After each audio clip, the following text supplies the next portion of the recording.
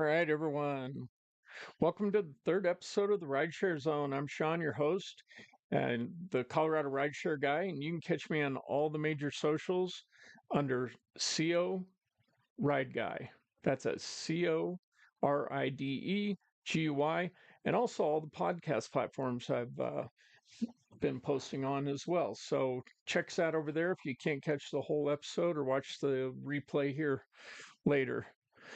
Hopefully everybody's audio sound okay. I'm using some perfect. Thank you, Twin Pines. You read my mind.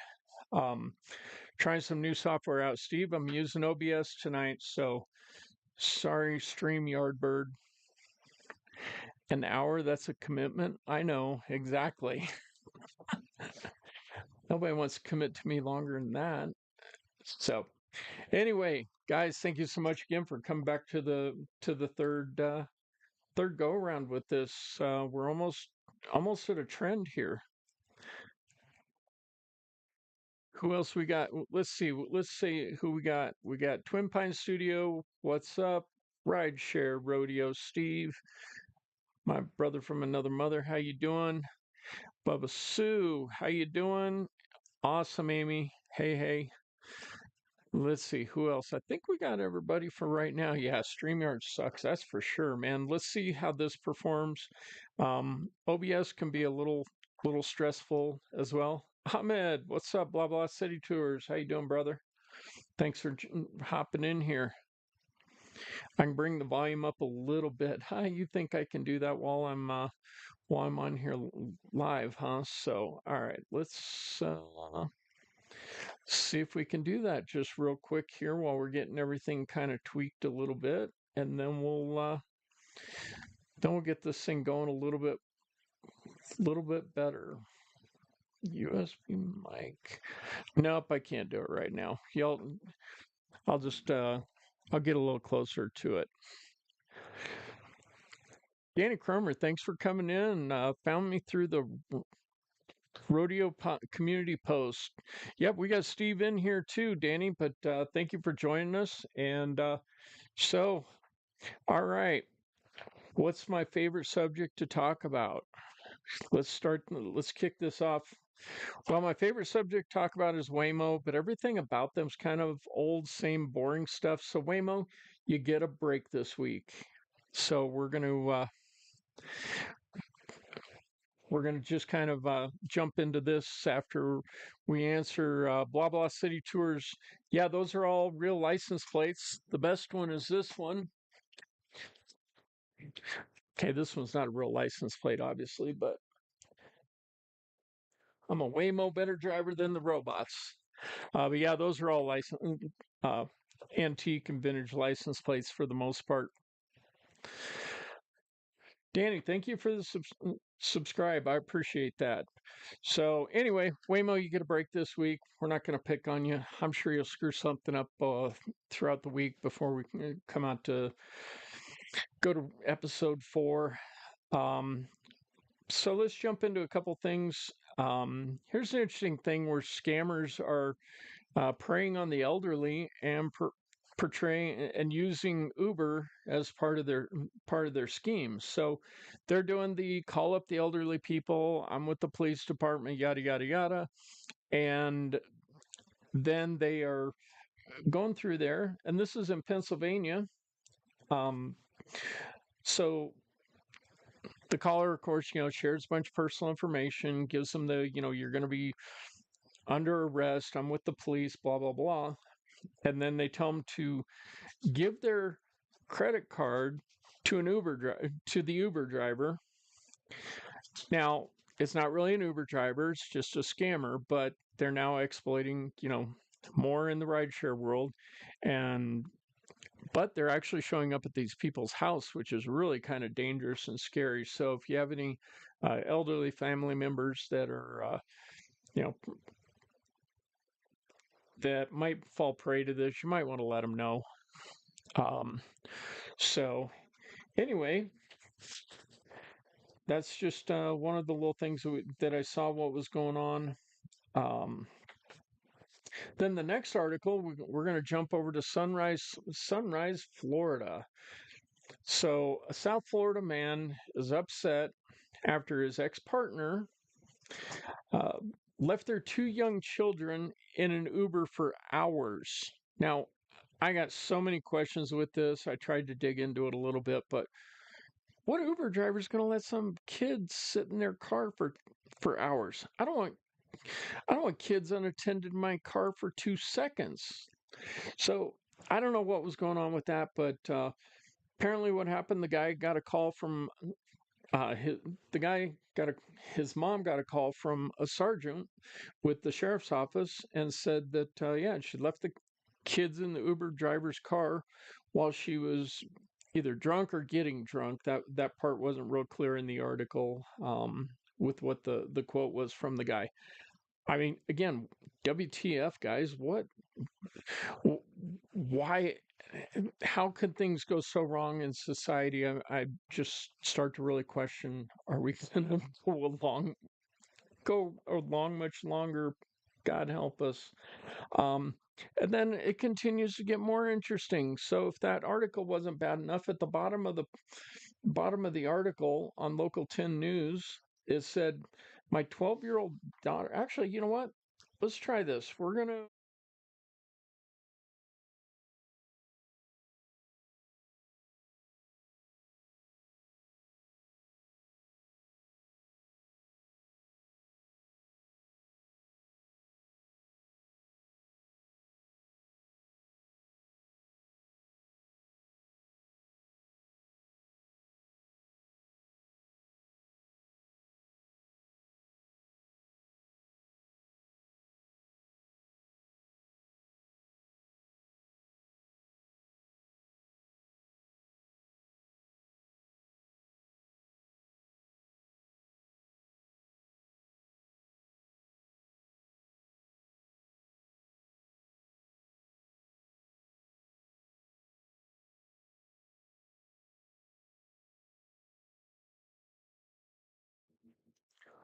Okay, so the audio dropped with the graphic. Okay, that's good to know. I know what I need to do to fix that for next time. So we'll just bring up the graphics really quick on the ones that I have on here tonight. But basically, I was just going through here reading this for everybody on the podcast that's not, that wasn't able to see it. It says, "My 12-year-old daughter's been riding on Uber for the past 2 years on and off. How do I get my partner to face the same consequences? Because when I reported to the court didn't do anything about it." Guys, quit throwing your kids in Ubers, Lyfts, any of the ride shares, taxis, whatever. There's specialty services for that. Stop doing that. And courts, start doing something about this bad parenting. What the hell? Um, so that's all I got on that one. But a little follow up from the articles that I mentioned last week in Cleveland, in East Cleveland. Everyone knows East Cleveland's pretty rough that has been there, but they did make arrests in both of those cases. The first one was two 17-year-old boys. Um, they were arrested in with the connection with the shooting, and and when they served the warrant to make the arrest, they also recovered two firearms. So hopefully there'll be some closure for the families regarding that one. And the other one was a Ukrainian immigrant that had been working Uber and Lyft part time, and he was driving Lyft apparently when this incident happened, and he was just trying to pick up extra money while he was still doing his full time job transporting disabled children. But they arrested a 20-year-old, and he was charged with aggravated murder. And what the family says is that this was all over the subject getting robbed for his cell phone. So why would treat human life like that just over a freaking cell phone? Guys, do better.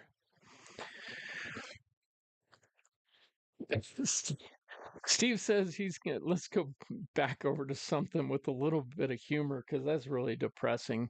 And it's funny you bring up that comment, Steve, because this is actually about my next subject. You said, that's it. I'm starting an app where homeless people walk your kids to school. Well, you know what? Guess what? And that was actually my next topic was my most awesome ride of the week. And you're saying, okay, well, how does this, you know, match up to Steve talking about homeless people walking their kids to school? I picked up a ride. It was on Tuesday morning. Doesn't matter. Monday, I was just like, anyway, whatever day it was, I was just really in the pits and, having a little pity party about myself. And go to pick up this guy, and I'm looking, and I see he had a sleeping bag stand, down at his feet. And the area was very plausible that he was probably someone that had been, quote, camping. And so I'm like, yeah, whatever. I'm going to go, let's do this. I was kind of curious. The guy didn't seem, you know, his behavior seemed, fairly normal with me driving up or anything like that. Didn't look like he was either a fentanyl zombie or, part of Tweaker Geographic or anything like that. So I'm like, yeah, okay. I size him up. I think everything's okay. So I pull up, and the guy's got a nice little spring in his step, not like you see with a lot of homeless people that are defeated. And I'm like, yeah, how you doing this morning, man? And I said, you know what? I'm going to be homeless no more for the first time in well over 4 months since I got here. I'm like, cool, congratulations. I mean, this guy was like super excited. Starts telling me a story about, he got a job once he got here, and, he walked over 600 miles to to get to get here. And it was just a really remarkable story, and I'm sitting there going, why are you feeling so damn sorry for yourself and your world when this guy walked 600 miles to get here? The reason he walked 600 miles to get here was so he could get better support from the VA hospital. And I mean, it was just a really, we hear and see so many of the bad things that happen, and particularly people getting homeless and ending homeless forever. Man, this guy was a fighter. He walked all the way here just to go get help. So that in itself, man, when you're feeling down, we've all heard, there's somebody's got it worse. Um, there genuinely was a guy. I picked him up, and he had it worse, and I took him and picked him up and gave him his ride to his hotel. And I think the guy's gonna, get his stuff together and have a lot of success. And we've got a really good VA here in Colorado Springs, so um, that's moving forward. Did he walk from Alabama? Um, I do know where he walked from, but I don't want to share too much of that. But he had a hell of a walk. So, but yeah, he's an interesting guy. I hope I run into him again. Odds are I might run into him again, just by virtue of some of the other details that I know about this guy. So, you know who you are, man. I wish you the best of luck out there, and you got this. Like I told you whenever you left the car. So that was just kind of a cool little ride uh, that I had this week and wanted to share with everyone. So anyway, let's see. Moving, and anybody hear anything like background on my audio real quick? Like maybe somebody talking. Um, so anyway, we're just gonna keep moving on here, and I'll cut the rest of that out on the podcast section. So I've been spending a lot of time having more conversation with people in the back seat and asking them more about their best rides, their favorite rides, everything else from that standpoint. And it was a perfect. Thank you, Sue. It was kind of interesting when I talked to this lady and I asked her. I said, what drives you, what's your worst kind of driver? And she said the one that doesn't drive the speed limit. And it's either, she's had some bad experiences with some really bad drivers that are driving too fast, but she says sometimes in the morning she gets these drivers that don't sound like they want to really be doing the job, and so they're just kind of puttering along, and she's trying to get to work, and it didn't sound like she was just really horribly impatient or anything like that, but it seems like, I guess, we have a bunch of drivers down here in Colorado Springs that instead of at least doing the speed limit, and I mean, I can understand a little bit because some of the pothole navigation you got to do around here, it is wise to sometimes go a little below the speed limit. But that was an interesting perspective from the back seat today. So, or not today, it was a couple days ago, but doesn't matter. Um, so I got a question for everybody down in the chat that's done rideshare or has taken a rideshare. What do you do if somebody doesn't wear a seatbelt? And for those of you that have only taken a rideshare or even in a friend's car, do you wear your seatbelt? And if you don't, why not?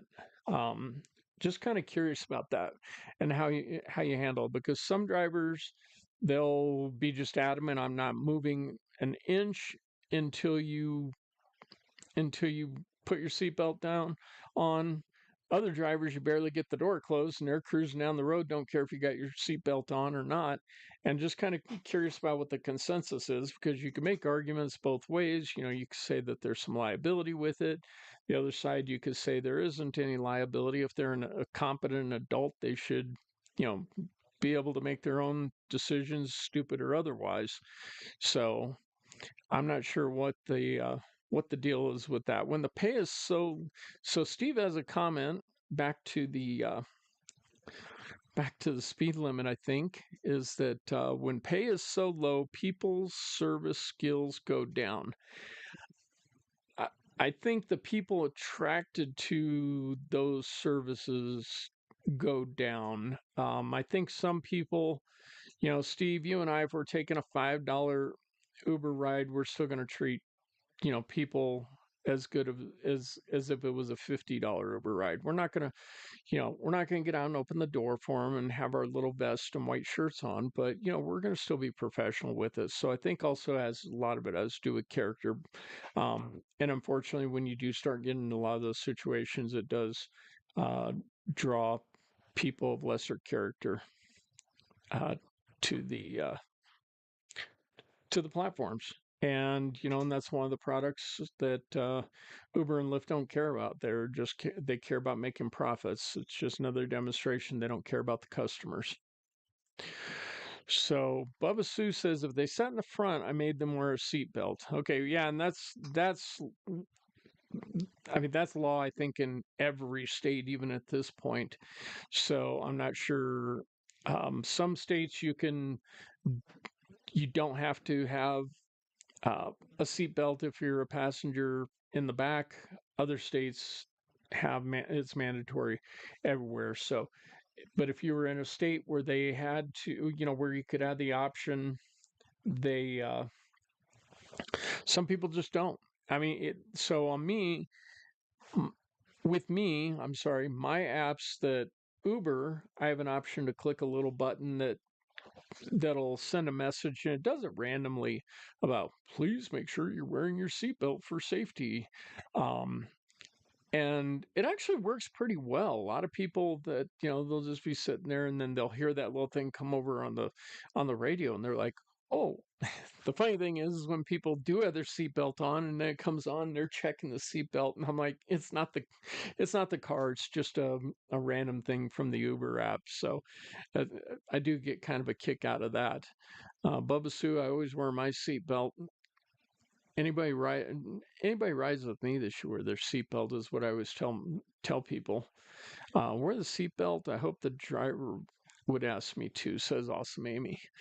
And let's see, Steve here. 100%. If I get to a place, I would not give top shelf service. I do DoorDash. Okay, well, you can take those $2 no tip orders then. How about that, Steve? So, all right, guys, everybody's been waiting to hear this one. I'm gonna put this up here real quick, and then we'll go back to the audio.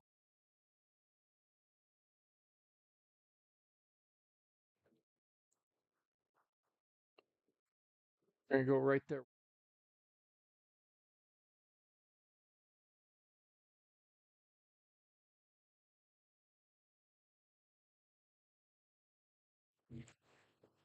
Yep, it's blind murder granny time. Everybody's been wanting to hear this story, so here we go. All right, so I had a guy Willie the other day. We were just chatting along with his ride and this and that, and I asked him about his best ride, his worst ride, so on and so forth. Which his worst I might talk about at some point in time. That I don't have audio now, Steve.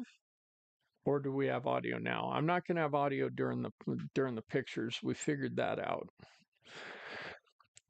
but I think we're okay now. I'm going to keep going unless somebody tells me differently. Right. I know with the picture inserts, like I mentioned before, we're not going to have audio, so um, that's why I'm just leaving them up for a second. But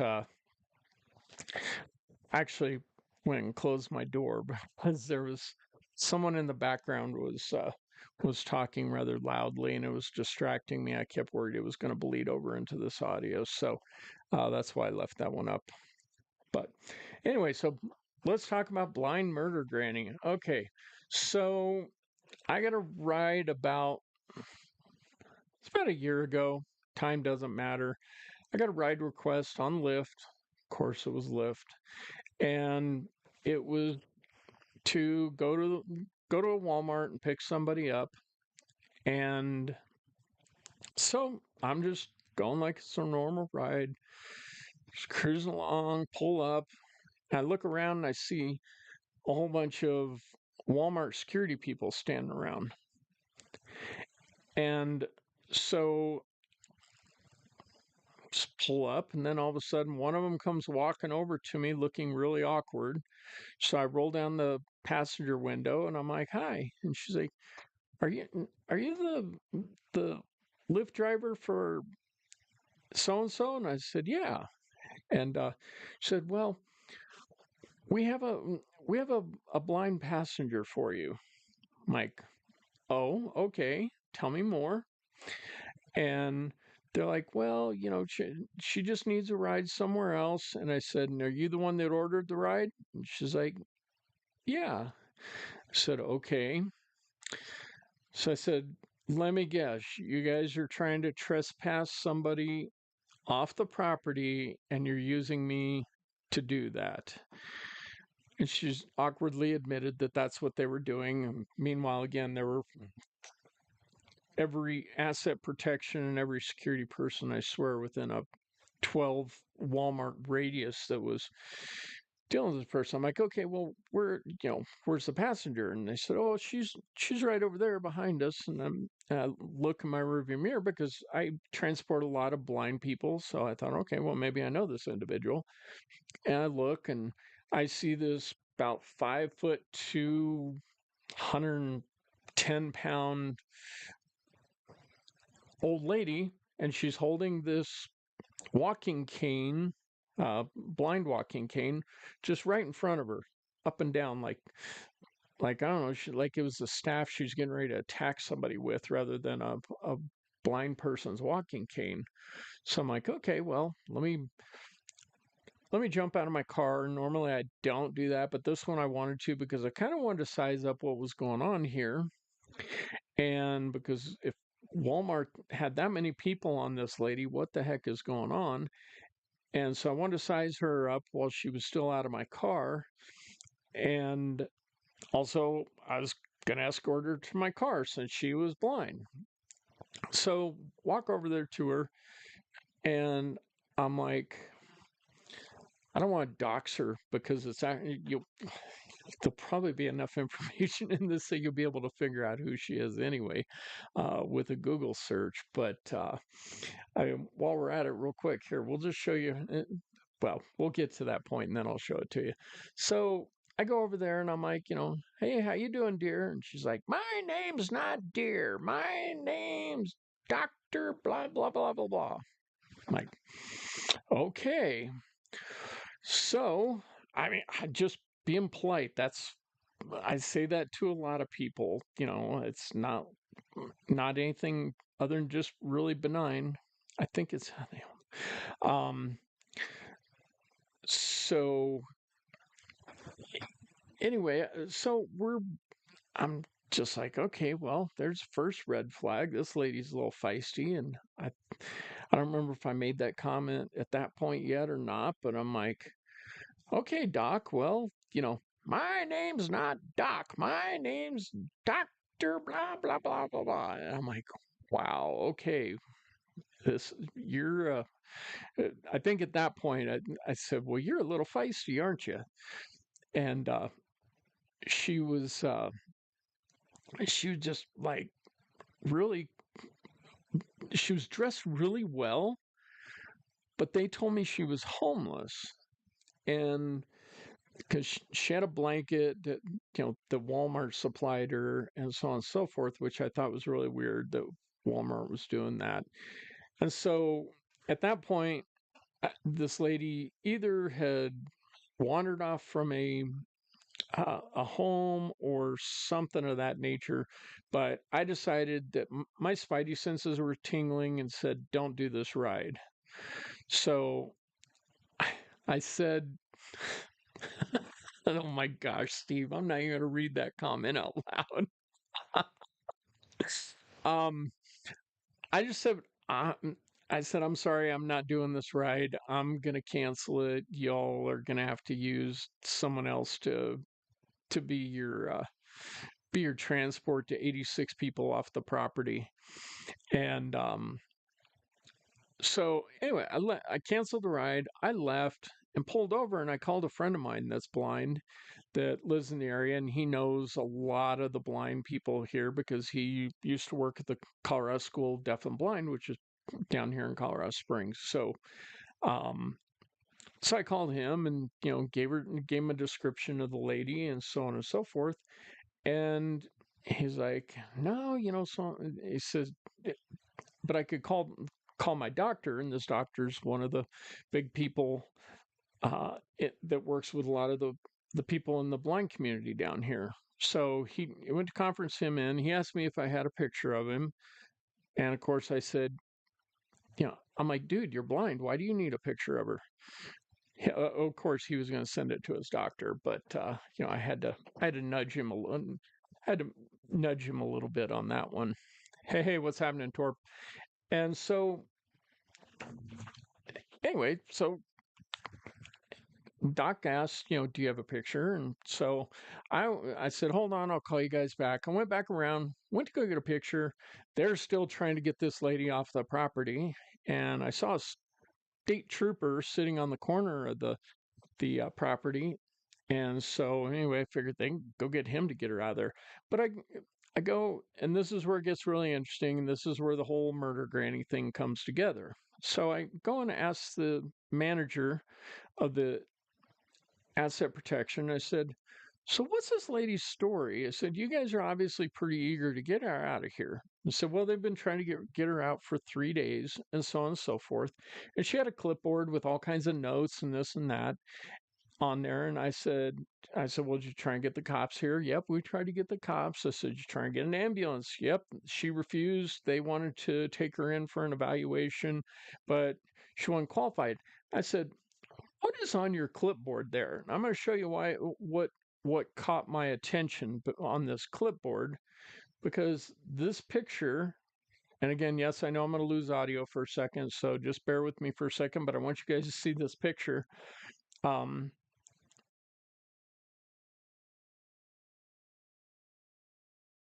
Okay, so that picture that just came in, that obviously was a really old picture, right? And it looked like a mugshot.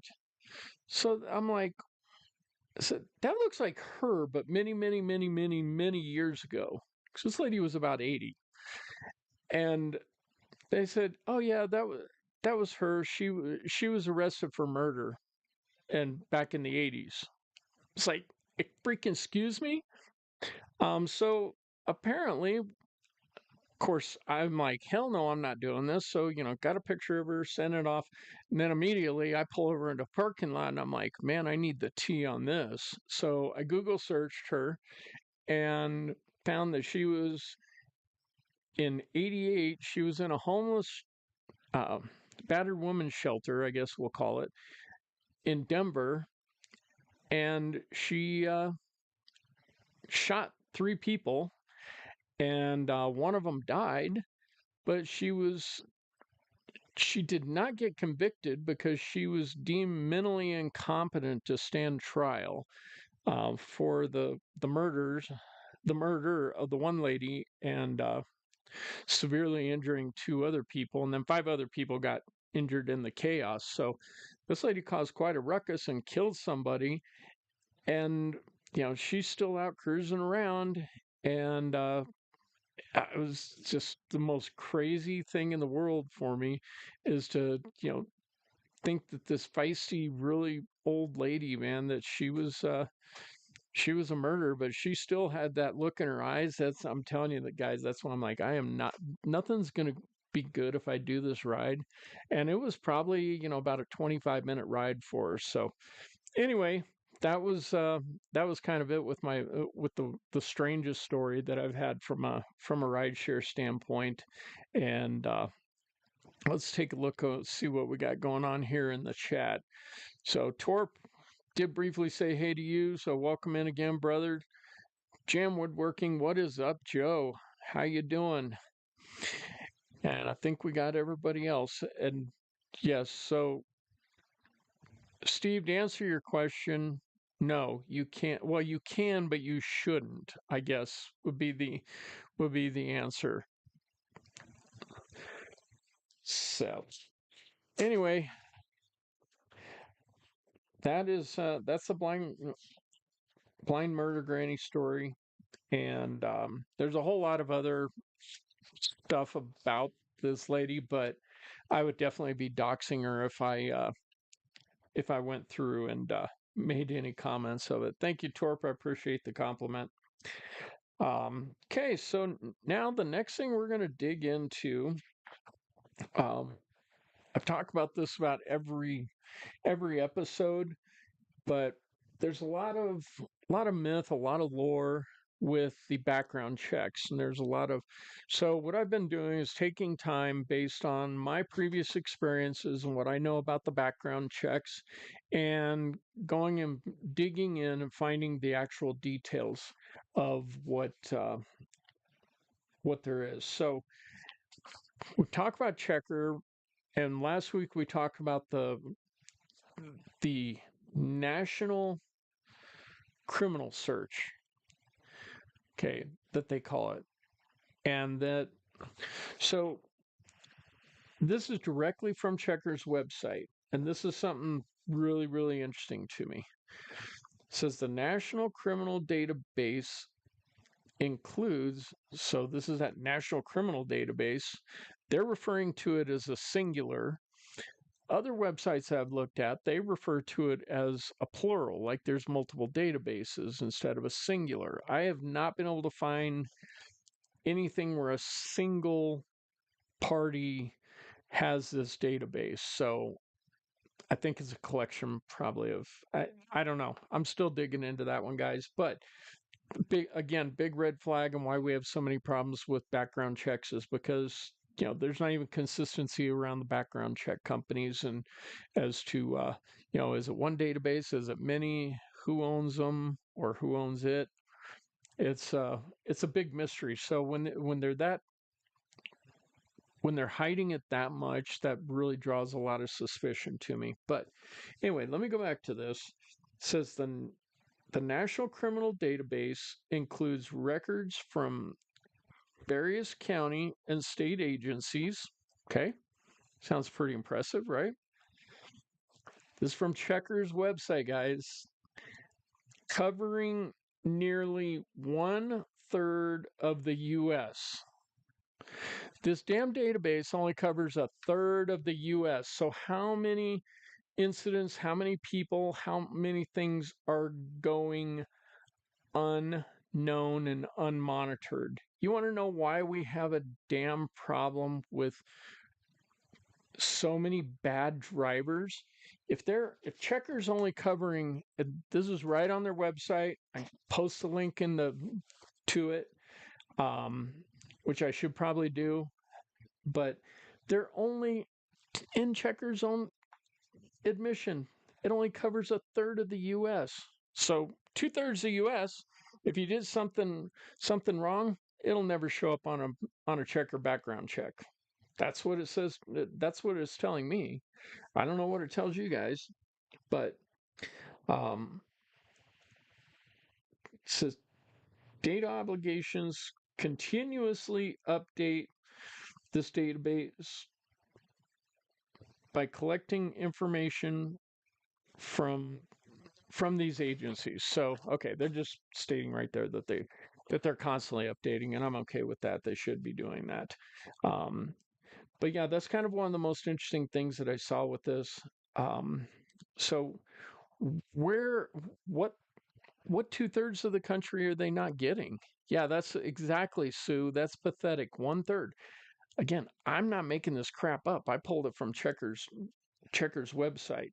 So the place they typically get their information from, um, they don't use NCIC. Um, we talked about that last week. That's housed by the FBI. That would be the guaranteed way to do it, is do a fingerprint check and an NCIC. It wouldn't be guaranteed, but it'd be way better than what we've got going here. But I think we really drilled into what the problem is, guys, with the 1/3 thing. So typically they're pulling from Pacer, which that's federal records, and anybody can get a Pacer account and pay a few bucks, and then get those records as long as you had the information that from that person. So and then of course this National Criminal Database, which is described by Checkr as it's a proprietary pointer database compiled from over 2,800 sources, including state, county, and county courts, Department of Corrections, and sex offender registries. So, again, 2,800 sources, that sounds like a lot, but if you consider, how many, what is there, like, I'm trying to remember how many federal,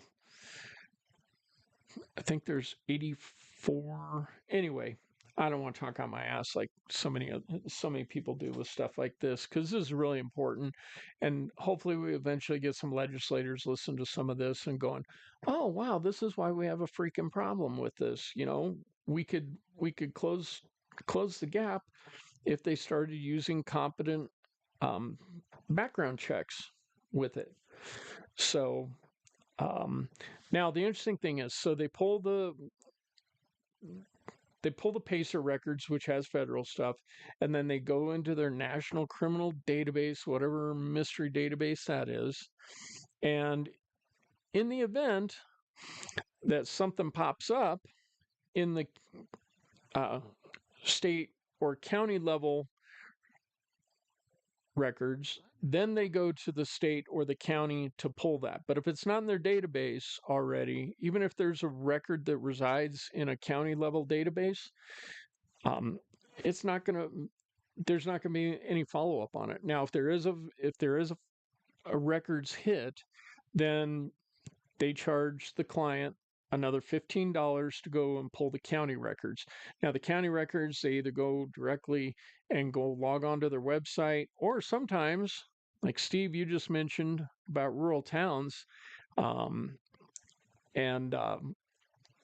is that they send runners. They're people that go and do public information requests, and they request information on people.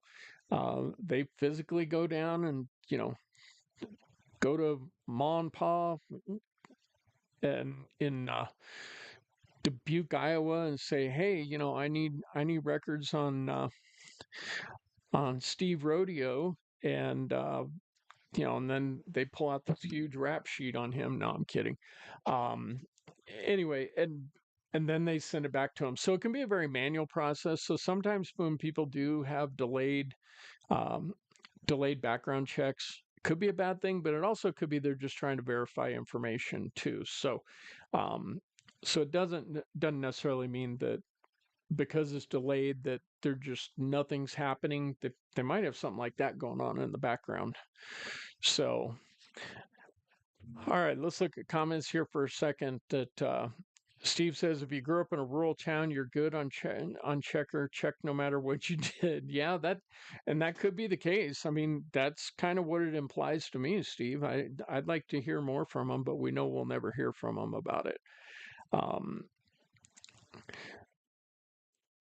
So Torp says, I know I wake up every day knowing I could be deactivated by some third party sham or just a screw up. Very relaxing for a driver. Yeah, no kidding. And we will talk about that very next when I'm done with this last comment. Again, would you pay 100 to 150 a year to run your own background check on yourself? And it's real, and the token would apply to all apps. And Steve, it wouldn't even cost that much for a fingerprinted NCIC background check. I think it's running $39 now, if I remember right. And there's a lot of people that are doing them out here, particularly in Colorado, because now we have all these little wonderful um, 2A issues that we're addressing, but that's not what this show's about. So I'm not even going to dig into that one. But there's a lot of firearm stores that do fingerprint background checks. So it's not like the technology is not there. It's not like it can't be done. It's just simply not being done for the sake of, I believe, Steve, that they just don't really want to know. It's kind of like, a lot of people say, well, why don't we do a verification like they do um, for I-9? And so that's e-verify. So where somebody would, provide a social security card, government ID, passport, whatever, for e-verify to verify if somebody's eligible to work in the United States. It's actually can't be done because e-verify is used for W-2 employees, not 1099 contractors. So that's another area. If they just simply would start doing e-verify with everybody, that would close the loophole on a whole lot of problems too. But again, they don't want to do that. And e-verify is a simple service. They would just have the labor of putting that stuff in there. So there's there's simple answers to fixing this and making rideshare safety um, tremendously improved. That's just all from the driver's side. We dig into the rider's side, and we have a little bit on it before. So going back over to the comments that Bubba Sue says she would pay for her own real background checks. And then Steve come back to my comment about $39, said, but we would charge $100. Yeah, that would get charged $100 for it. Um, and Steve went on to comment here, says, if drivers do their own, pay for it. If the companies would not have to pay 2 times a year for every driver's background check. That's that's an that's a great point, Steve. I'm going to try something here. Just I don't know how long that'll stay up, or if I have to unpin it. But bear with me while I'm playing with some things with OBS, guys. Hopefully, we'll find this to be a better solution than StreamYard, because that was getting really frustrating last week on there. So now, how do I unpin it? Unpin message. Look at that. All right. So that's just kind of, more of the things, guys, that I want to talk about on this. And I'd love some input from you. Comment on the videos. Uh, Hunt me down on the other socials. Send me a message. Let me know what you guys want to, hear and talk about from a rideshare food service, food delivery, safety perspective, and just keep things, improving. Um, it would also cut back on some of the oversaturation. Again, that's the whole point of it, Steve. They'd have to, pay a lot of drivers a lot more. And, it's just nothing they're interested in doing because they really control the market a lot better that way if they let a lot of these unqualified drivers out there. And then, there's the point like Torp brought up about that. Well, I just worry every day I'm going to get deactivated for some stupid reason. Um, Whether that's a false report or somebody, or they run your background check, and we've seen plenty of those, and then all of a sudden, because of some errant record, they're not in there. Now, it's important to know, guys, if you do all of a sudden something happens with your background check, and then Uber, DoorDash, Lyft, whoever says you're no longer qualified, you make a declaration to them that you are appealing this, but the appeal has to go to the background company and they have to go investigate those records. I know it sounds stupid because you're not the one that requested it. It's their vendor, but that's how the system works. If you have a problem with it because they send you a copy of the background check, and they'll give you a small indicator of why you may not have passed, and so you have to file the appeal with them, and then they'll take their sweet time to do whatever they want because you're not their customer. So their customer already paid for the background check service. So it's going to take a while to get that and get through that. Need to be persistent, but be professional, guys, just like any of the deactivations or suspensions.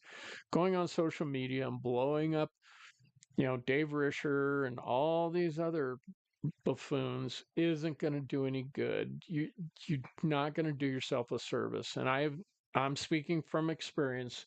Um, so we all know this is where I started this venture on Rideshare Rodeo's podcast, talking about my deactivation with Lyft and how I was deactivated for 58 days and had to threaten litigation. So you can overcome these false accusations, guys, but there's a way to do it and there's a way not to do it.